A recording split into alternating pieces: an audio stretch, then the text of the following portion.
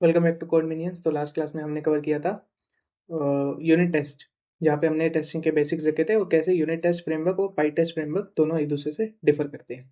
तो आज है हमारा डे 71 ऑफ पाइथन, जिसमें हम कवर करने वाले हैं टेस्टिंग पाइथन प्रोजेक्ट्स, जहाँ पे हम अपने ही प्रोजेक्ट को कैसे टेस्ट कर सकते हैं ये देखेंगे।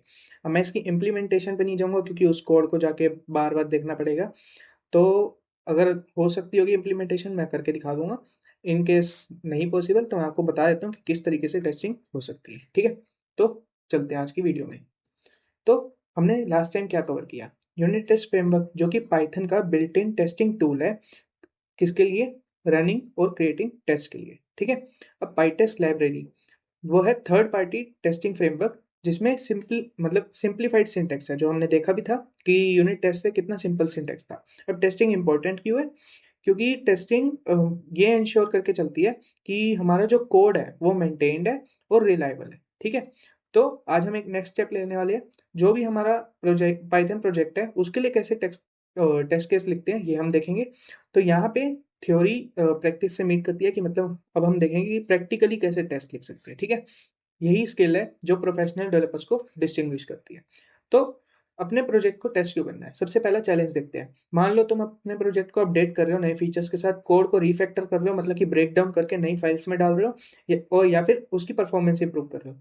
तो यहाँ पे हर एक चेंज एक रिस्क कैरी करता है। अब रिस्क क्या है कि मतलब कि ओल्ड फीचर्स कहीं ब्रेक ना हो जाए जब तुम नया कोड को मॉडिफाई कर रहे हो। ठीक है। मतलब कि सॉरी, कोड को मॉडिफाई कर रहे हो कहीं और प्रोजेक्ट में। ठीक है। अब इसका सोल्यूशन क्या है? टेस्टिंग। टेस्टिंग इंश्योर करेगा कि क्या हमारा कोड, जो नया कोड है, वो ऐप को स्टेबल बना रहा है। क्या जो मतलब ऐप है उसमें खुद में कॉन्फिडेंस कि मतलब कि हाँ ये ऐप क्रैश नहीं करेगी। जो डेवलपर है उसमें खुद में कॉन्फिडेंस होना चाहिए कि ये ऐप क्रैश नहीं करेगी कोड को चेंज करने से। ठीक है। और रिलायबल रहेगा जो हमारा कोड है ऑल ओवर प्रोजेक्ट चेंजेस से। ठीक है। अब बेनिफिट्स क्या है? स्टेबिलिटी।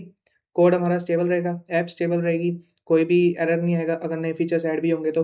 कॉन्फिडेंस की मतलब कि हमें ये डर नहीं रहेगा कि हमारा कोड ब्रेक कर सकता है या ऐप डाउन हो सकती है या कुछ भी। ठीक है। रिलायबल कि मतलब कि अलग अलग एनवायरनमेंट में अलग अलग यूज केस में ये ऐप रिलायबल रहेगी, हर जगह काम करेगी। और स्पीड कि मतलब कि जो इश्यूज हैं वो जल्दी से जल्दी फिक्स हो जाए, टेस्टिंग से ये पता लग जाएगा। ठीक है। तो अब टेस्ट करना क्यों चाहिए? सबसे पहले देखते हैं कोर फंक्शन।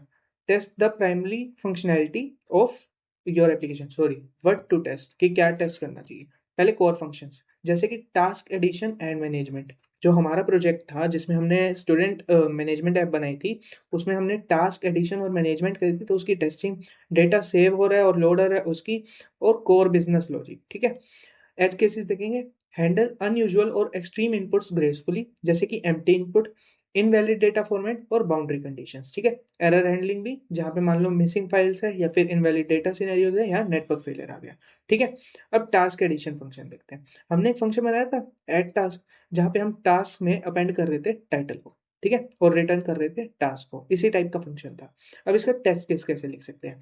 यहाँ पे सिंपली हम इंपोर्ट कराएंगे यूनिट टेस्ट को, क्लास बनाएंगे टेस्ट टास्क, और उसके बाद unit test dot test case से हम इसको इनहेरिट करा रहे होंगे। अब हमें हमारा फंक्शन क्या है? Add task. तो हम यहाँ पे फंक्शन बनाएंगे डेफ टेस्ट ऐड टास्क, जिसमें हम सेल्फ पास कर रहे होंगे, और simply task equals to empty list. अब result equals to add task, task comma study. अब ये टेस्टिंग कैसे हो रही है?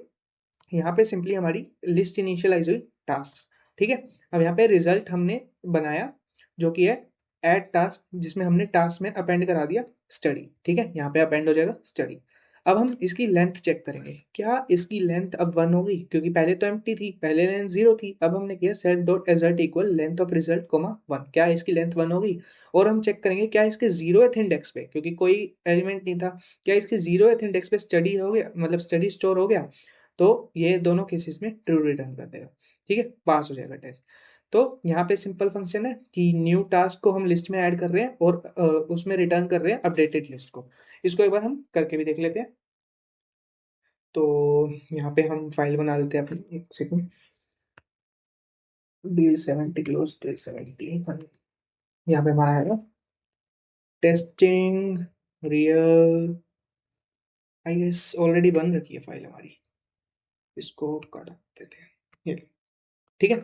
तो हम क्या करेंगे, यहाँ पे अपना फंक्शन बना लेते हैं एट टास्क, और यहाँ पे हमारा टास्क आ रहा होगा। ठीक है। तो टास्क डॉट अपेंड, एक सेकेंड, यहाँ पे टास्क कोमा टाइटल आएगा ना, टास्क कोमा टाइटल, तो यहाँ पे आएगा टास्क कोमा अपेंड, यहाँ पे हम क्या अपेंड करेंगे, टाइटल, ठीक है, और यहाँ से हम रिटर्न कर देंगे टास्क को।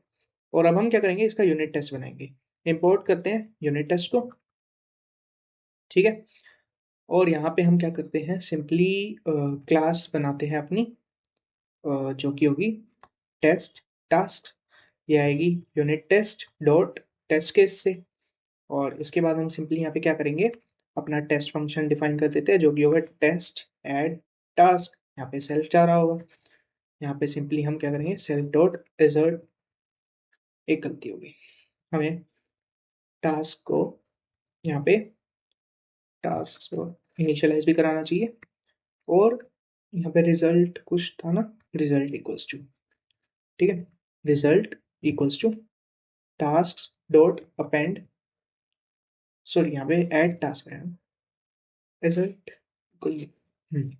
ऐड टास्क, क्या है हमें ऐड कराना है, हमें टास्क लिस्ट में ऐड कराना है,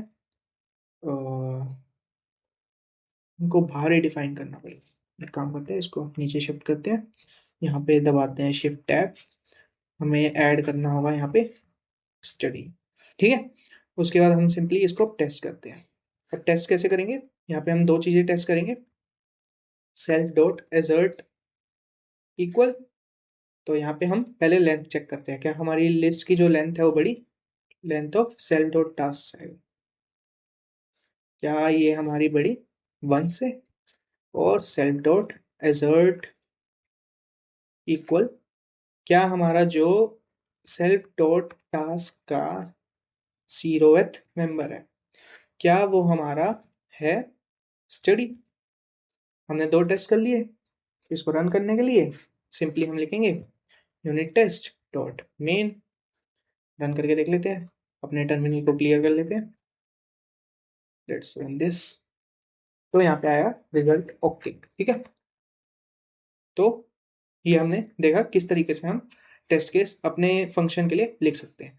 अब टेस्ट केस का ब्रेकडाउन देखते हैं, सबसे पहले सेटअप करो, यहाँ पे हुआ क्या, मैं इसी टेस्ट केस का ब्रेकडाउन बता रहा हूँ, कि हमने एम्प्टी लिस्ट बनाई इनिशियल स्टेट को सिमुलेट करने के लिए, ठीक है, कि मतलब कि इनिशियल स्टेट पे जाने के लिए टेस्ट वो एम्प्टी लिस्ट बनाई, उसका एग्जीक्यूशन, हमने फंक्शन को कॉल किया, ऊपर देखें तो यहाँ पे हमने result equals to add task function को कॉल किया अपने डेटा को ऐड कराने के लिए, ठीक है, एजर्शंस हमने फिर चेक किया क्या जो हमारी लेंथ है लिस्ट की वो 1 है, क्या जो हमारे लिस्ट में 0th आइटम है वो स्टडी है, ये हमने एजर्शंस करी, वैलिडेशन, अगर हमारा डेटा मैच कर रहा है तो वो क्या आ गया वो हमने देख ही लिया, ठीक है। अब जेसन स्टोरेज को कैसे हम कर सकते हैं, रियल वर्ल्ड प्रोजेक्ट्स जो होते हैं वो ऑफन परसिस्ट करते हैं डेटा को फाइल्स में, ठीक है, फाइल्स को में डेटा को अपडेट करते रहते हैं, तो here's how to test JSON storage and loading, यहाँ पे हम सिंपली एक जो हमने दो फंक्शन बनाए थे सेव और लोड, हम उसी को ही एक बार देख के चल रहे हैं, वो फंक्शन थोड़े से मॉडिफाइड थे, ये थोड़े से अलग हैं, हमने दो फंक्शंस को टेस्ट कर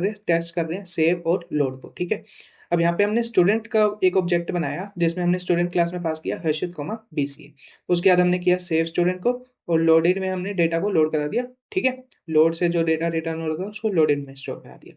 अब हम यहाँ पे देखेंगे self dot assert equal student dot name loaded dot, इस कोड का समझना क्या होगा, जब यहाँ पे हम मान के चल रहे हैं कि अभी हमारी जो फाइल है वो एम्प्टी है, ठीक है, तो यहाँ पे हमने क्या करा, एक ऑब्जेक्ट बनाया स्टूडेंट क्लास का, उसको सेव करा दिया, तो जेसन फाइल में अब एक डेटा चला गया स्टूडेंट का जिसमें नाम है हर्षित, जब डेटा लोड कराया तो वही हर्षित का डेटा आया, अब हम चेक कर रहे हैं क्या जो स्टूडेंट डॉट नेम है, जो ये नेम है वो इक्वल है लोडेड डॉट नेम के, है तो बस ठीक है, उसके बाद टेस्ट पास हो जाएगा।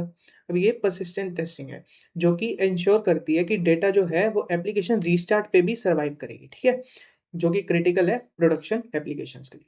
अब टेस्टिंग एक्सेप्शंस देखते हैं, अब प्रॉब्लम क्या है कि जैसे फाइल एग्जिस्ट नहीं करती, या डेटा इनवैलिड हो सकता है, या एक्सटर्नल रिसोर्सेज फेल हो सकते हैं, तो इसका टेस्ट देखते हैं, test file missing self with self dot arrays assert raises, अब इसमें हम एरर चेक कर रहे हैं, file not found error, file not found error, तो इसमें हम ये चेक कब कर रहे हैं, जब ओपन करा रहे हैं रैंडम डॉट जेसन को, with self dot assert resist file not found error, कब ओपन रैंडम डॉट जेसन, कि अगर फाइल एग्जिस्ट नहीं करती तो क्या यही एरर आएगा या इसके अलावा कोई एरर आएगा। ठीक है, अब ये मैटर क्यों करता है।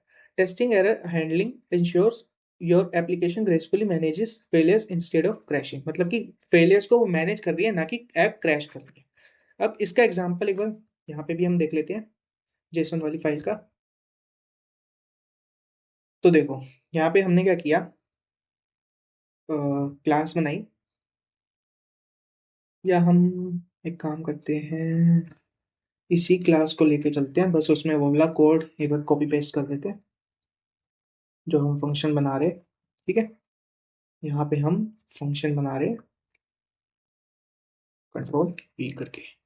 ठीक है, और इसको टैब स्पेस देना होगा, इसको भी टैब स्पेस देना होगा, और यूनिट टेस्ट डॉट मेन करके, तो इसको रन करते हैं। तो देखो यहाँ पे ओके आएगा। अब ओके क्यों आया, क्योंकि हमने ये पूछा है क्या फाइल को ओपन कराने पे फाइल नॉट फाउंड एरर आएगा। हमारी यहाँ पे फाइल है नहीं, अगर मैं यहाँ पे फाइल एग्जिस्ट एरर दे देता हूँ कि क्या फाइल है, ये एरर आएगा, फाइल एग्जिस्ट एरर, तो यहाँ पे ये टेस्ट फेल हो जाएगा, यहाँ आ जाएगा एरर इक्वल्स टू 1। ठीक है, अब ये एरर गलत है, तो हम यहाँ पे ये चेक कर रहे हैं क्या हमारा ये चीज करने पे हमारा यही एरर आएगा। ये होता है कि एरर्स को चेक करने के लिए कि क्या एक्सपेक्टेड एरर्स आ रहे हैं। ठीक है, अब टेस्टिंग की बेस्ट प्रैक्टिसेस क्या है। टेस्ट फाइल्स को सेपरेट रखो, डेडिकेटेड टेस्ट फाइल्स को मतलब अलोंग साइड अपने कोड के अलोंग साइड मेंटेन करके चलो। ठीक है, और 3 टेस्ट टाइप रखो, हैप्पी पाथ मतलब नॉर्मल केसेस, एज केसेस जैसे इनवैलिड इनपुट या एम्प्टी इनपुट, फेलियर केसेस जिसमें आपको चांसेस है कि ज़्यादा से ज़्यादा फेलियर्स आ सकते हैं। ये सारे के सारे एसेंशियल है। टेस्ट को रेगुलरली रन करो, ऐसे भी रन कर सकते हैं हम पाइथन एम यूनिट टेस्ट और pytest for automated execution, CI और सीडी इंटीग्रेशन। अब इसका मतलब क्या है, professional teams run test automatically on every change. ठीक है, अब ये चेंजेस जैसे जैसे आएंगे उसके अगेंस्ट ये टेस्टिंग चलती रहती है। अब टेस्टिंग को एक हैबिट बना लो, ताकि फ्यूचर जो तुम्हारा है, मतलब जो भी ये तुम एप्लीकेशन बना रहे हो वो तुम्हें थैंक्स करेगी। क्यों करेगी, क्योंकि तुम्हें पता रहेगा कि एरर कहाँ आ रहे हैं, किस वजह से आ रहे हैं, और टेस्टिंग से तुम्हारा दिमाग भी बूस्ट हो जाएगा कि मतलब ये एक्सपेक्टेड एरर आ सकते हैं। Testing becomes second nature, making you a confident professional developer who ships reliable code, मतलब कि जो सिर्फ रिलायबल कोड पे डिपेंडेंट रहता है। ठीक है, तो इतना ही था आज की वीडियो में, और जिसमें हमने देखा कैसे हम अपने प्रोजेक्ट्स के लिए टेस्ट केस डिफाइन कर सकते हैं, कैसे हम ब्रेक डाउन कर सकते हैं फंक्शन को, उनके अगेंस्ट टेस्ट केस डिफाइन कर सकते हैं। तो इतना ही था आज की वीडियो में। वीडियो पसंद आई तो वीडियो को लाइक करें, चैनल को सब्सक्राइब करें, और कमेंट में जरूर बताएं अगर आपको किसी स्पेसिफिक टॉपिक पर वीडियो चाहिए तो। मिलते हैं डे 72 में, तब तक के लिए thank you, bye bye, take care.